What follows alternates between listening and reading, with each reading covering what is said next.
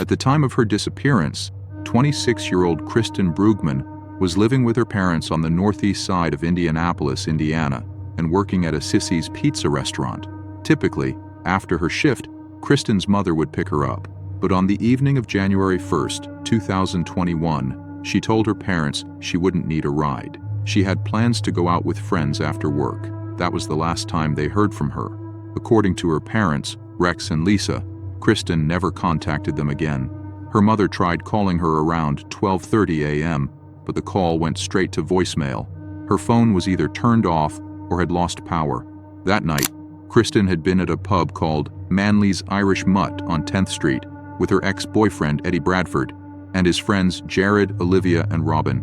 Reports state that Kristen got into a fight with the group. They left, but she stayed behind. Robin later admitted, "It eats at my conscience because we were right there before whatever happened. If only we hadn't left her there." However, a private investigator hired by Kristen's parents later reported that the entire group, including Kristen, had actually left the bar together around 12:15 a.m. Kristen had told them she wanted to go bowling. She was last seen walking in the direction of the nearest bowling alley. The next and final confirmed sighting of Kristen was on CCTV footage at around 2 a.m. on January 2nd. She was seen in the parking lot of the YMCA on Shortridge Road in Indianapolis. After that, nothing. The surveillance camera cut out, and when it came back on, Kristen was gone. Police took note of a dark SUV parked near the fence line of the YMCA and a nearby apartment complex, an area of interest. At 12:37 a.m., the vehicle was seen driving away. To this day, the car has never been identified, and it remains unclear whether it was connected to Kristen's disappearance. Investigators believe Kristen may have hopped the fence into the apartment complex, and that something happened to her there. Her mother, Lisa, recalled, "I knew something was wrong. Call it a mother's intuition, but I felt like something really bad had happened.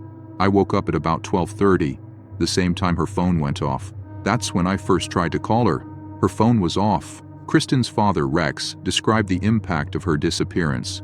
"Our life ground to a halt." He said his daughter was fun-loving and gentle, with a soft spot for animals. Her parents do not believe she simply walked away from her life, especially because she left behind her beloved dog, Tia.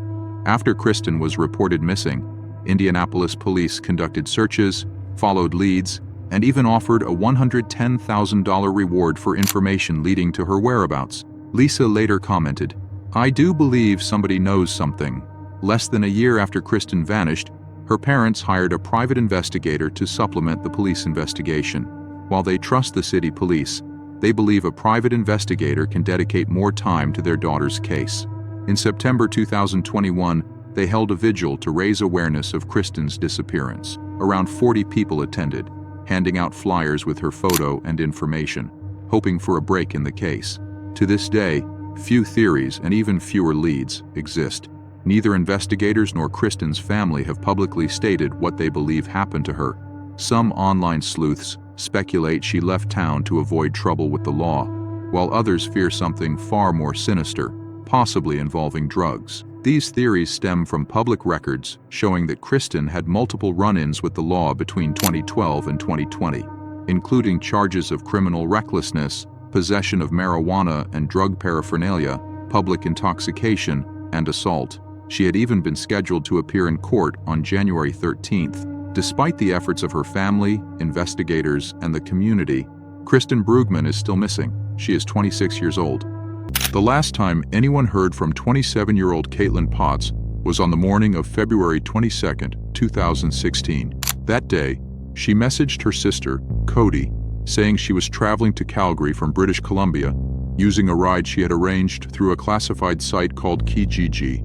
Then, silence. Days passed, and no one heard from Caitlin. Concerned for her safety, her family filed a missing persons report on March 1st. Caitlin's life had been anything but easy. A member of the Samson Cree First Nation in Alberta, Canada, she had spent much of her childhood in foster care, despite her mother Priscilla fighting desperately to get her 4 children back. Throughout the years, Priscilla visited them regularly, taking them on trips to the lake, sharing family dinners, trying to hold them all together. Despite her challenging upbringing, Caitlin was described by loved ones as bubbly and outgoing. She kept in regular contact with her family, enjoyed dinners with them, and often attended church alongside them. More than anything, she was a devoted mother to her young son. She talked about him non-stop. But Caitlin also had struggles, and one of them was her on-again, off-again relationship with 41-year-old Jason Hanwick, a man who had been abusive toward her more than once. Her family remembers it all too well. Sometimes Caitlin would show up to visit her siblings, covered in bruises and crying. Her sister Cody recalled, "One time she called me crying, hiding in the bathroom, saying he was outside and was going to kick the door in." That same day, Jason was arrested. Caitlin sought refuge at a women's shelter, where she enrolled in school and got a job at Tim Hortons. By the time she went missing, she had moved out of the shelter and was living with a roommate she met there. She was also back on good terms with Jason. For reasons that remain unclear, Caitlin was not officially added to the RCMP's missing persons list until late March. 3 months later, in June 2016, Priscilla took matters into her own hands, reaching out to indigenous groups in British Columbia to organize a search for her daughter. Volunteers combed through areas of Enderby, where a witness believed they had seen Caitlin, as well as Mabel Lake, Grindrod, and parts of the Shuswap River, where police say she was last seen. They knocked on doors, passed out flyers, but no answers came.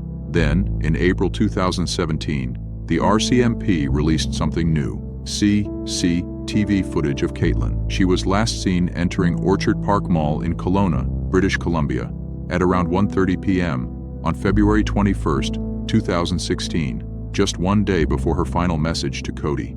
In the footage, she wears a black jacket, light-colored trousers, black winter boots, carrying her phone and a brown leather handbag. Investigators hoped releasing the footage would jog someone's memory. Maybe someone saw her that day and didn't realize who she was. Around the same time, police made a chilling statement. They suspected foul play. They had no evidence that Caitlin ever made it to Calgary. In fact, they had no proof that she left the region at all.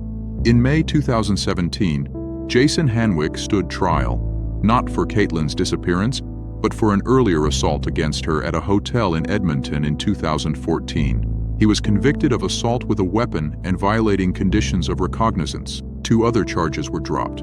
Years later, in 2023, Jason spoke to Global News. He insisted that while he was a friend of Caitlin's, he was not her boyfriend. "When I met her, I had just broken up with the mother of my children. I was feeling really lost in life. I was lonely," he said.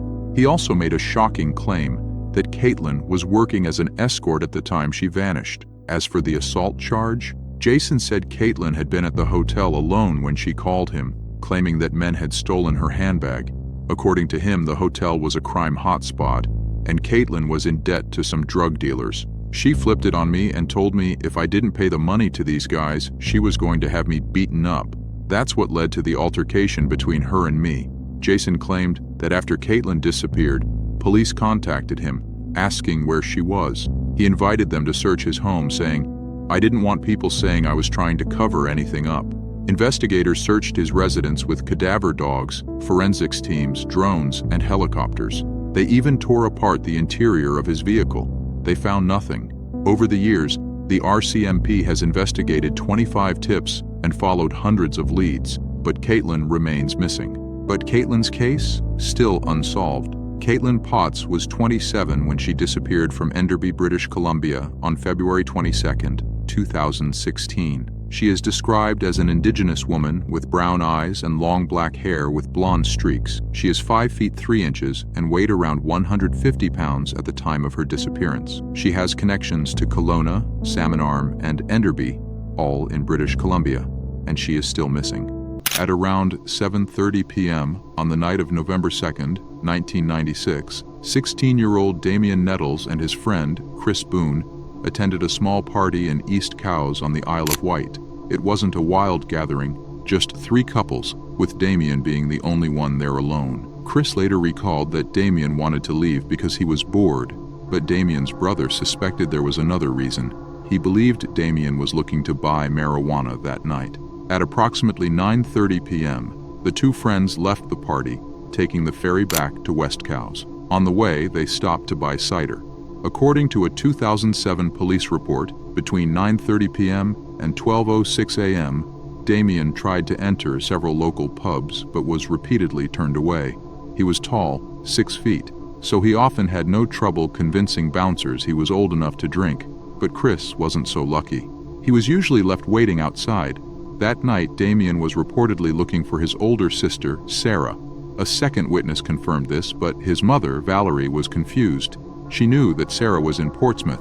Why would Damien be searching for her in pubs? She believed he was using her name as an excuse, just a way to get inside. At 10 p.m., Damien was caught on CCTV inside a fish and chip shop called Yorkie's on the high street. He and Chris left without buying anything. Half an hour later, Chris, feeling cold and wet, decided to call it a night. The two friends walked together to Northwood Park, where they said their goodbyes. Chris later stated, "I went straight home. I was 100% sure that Damien had headed up through the park toward his house, but Damien wasn't ready to go home yet. Instead, he returned to the high street and was seen on CCTV inside Yorkie's again. Witnesses recalled that he seemed very drunk, or maybe even drugged. He ordered a bag of chips.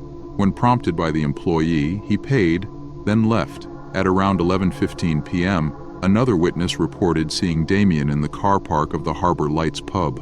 He was trying to open the doors of a blue Ford Fiesta.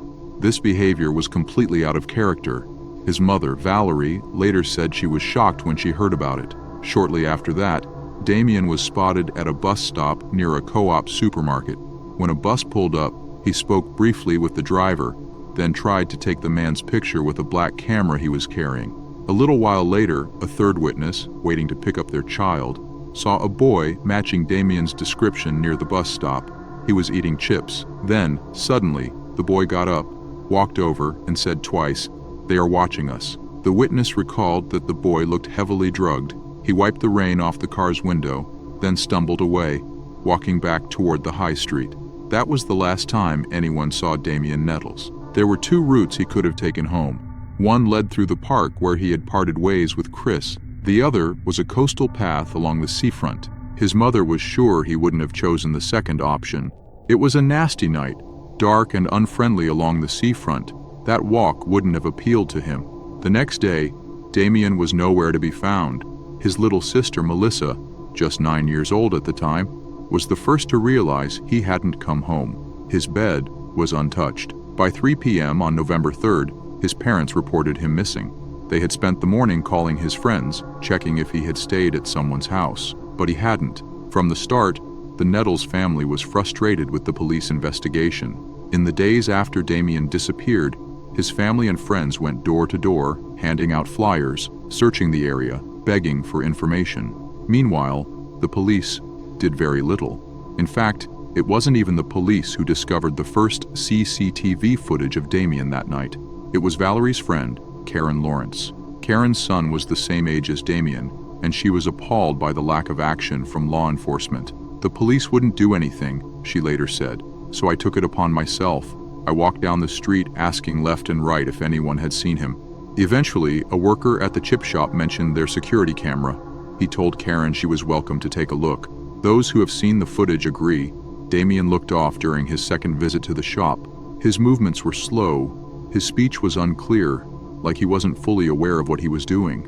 On the tape, 5 young men are seen talking to Damien. Everything appears friendly, but his family found it suspicious that these men weren't interviewed by police for years. Karen believed investigators had tunnel vision. She later said, "The whole time, the police insisted he must have gone into the water, but I never believed that." Their handling of the case only got worse. At one point, officers referred to Valerie and Karen as hysterical women. Then, in a massive blunder, police lost the CCTV footage that showed Damien walking along the high street, eating his chips. That was the last known sighting of him. In 2010, a shocking lead emerged. A man came forward claiming that Damien had been killed by a local drug dealer, Nicky McNamara. He said Damien and McNamara had argued over marijuana, and in a fit of rage, the dealer had hit him, killing him by accident. According to this account, Damien's body was stored in a drug den for 3 weeks, then buried inside a sailbag near a cycle path. But when police searched the area, they found nothing. McNamara, the alleged killer, had died in 2002. If he was responsible, he took the truth to his grave. Over the decades, different theories have emerged. Some believe Damien was trying to protect a friend. Others think he was the victim of a sexual attack. But most rumors lead back to one name, McNamara. Damien Nettles is still missing. He was just 16 years old when he vanished from Cowes on the Isle of Wight on November 2, 1996. When he was last seen, he was wearing blue jeans and a black fleece. He carried a black camera, which has never been recovered. His family is still searching for answers.